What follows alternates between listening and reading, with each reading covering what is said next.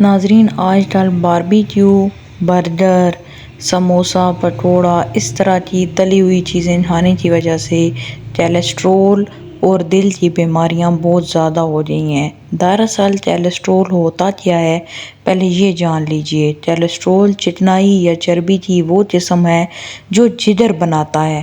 اس کے علاوہ مختلف غذاؤں یعنی گوشت، دودھ، مکھن وغیرہ سے بھی یہ حاصل ہوتا ہے۔ کولیسٹرول کی مقدار کا خیال رکھنا کیوں ضروری ہوتا ہے اور کولیسٹرول کی خون میں زیادتی شریانوں کی دیواروں کو سخت کر دیتی ہے۔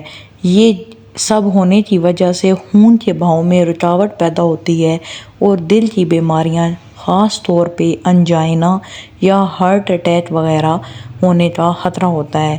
کولیسٹرول زیادہ بڑھ جانے کی وجہ سے ہی فالج جیسا مرض بھی لاحق ہونے کا خطرہ ہوتا ہے۔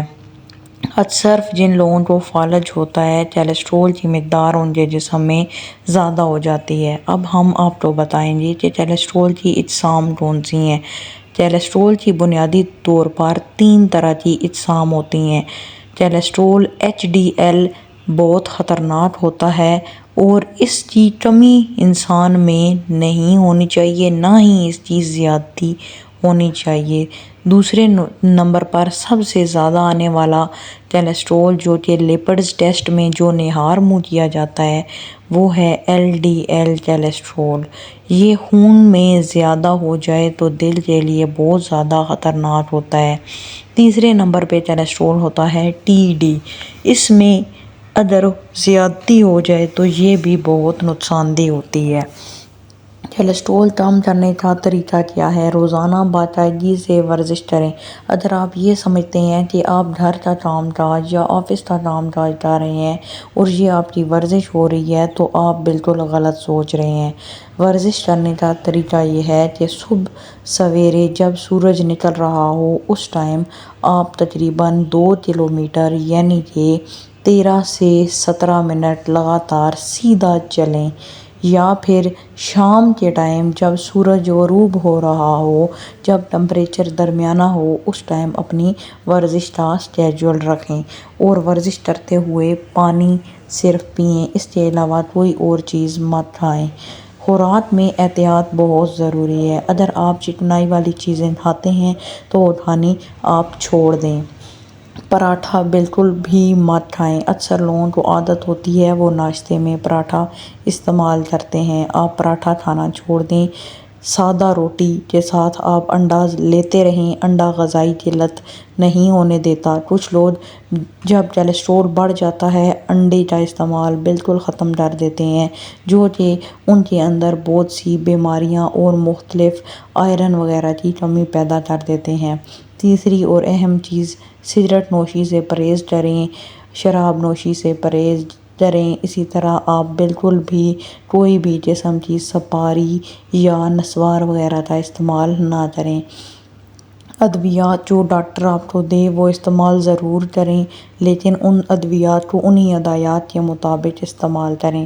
اگر آپ شوگر یعنی چینی بہت زیادہ کھاتے ہیں تو کوشش کریں کہ جب آپ کا میٹھا کھانے پر دل کرے تو اس وقت آپ چینی کا استعمال نہ کریں، میٹھی چیزیں عام استعمال نہ کریں، بلکہ قدرتی طور پر میٹھی چیزیں مثلاً پھل ہوتے ہیں، آپ پھل کھا کر اپنی میٹھا کھانے کی شدت جو ہے وہ کم کر سکتے ہیں۔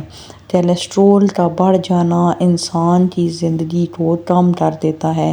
کولیسٹرول ایک ایسا دیمک ہے جو کہ انسان کی زندگی کو اسی طرح چاٹتا ہے جیسے کہ وائٹ آنٹس یا دیمک جو ہیں وہ کسی بھی ووڈن تھنگ یا لکڑی کی چیز کو ختم کر دیتی ہیں۔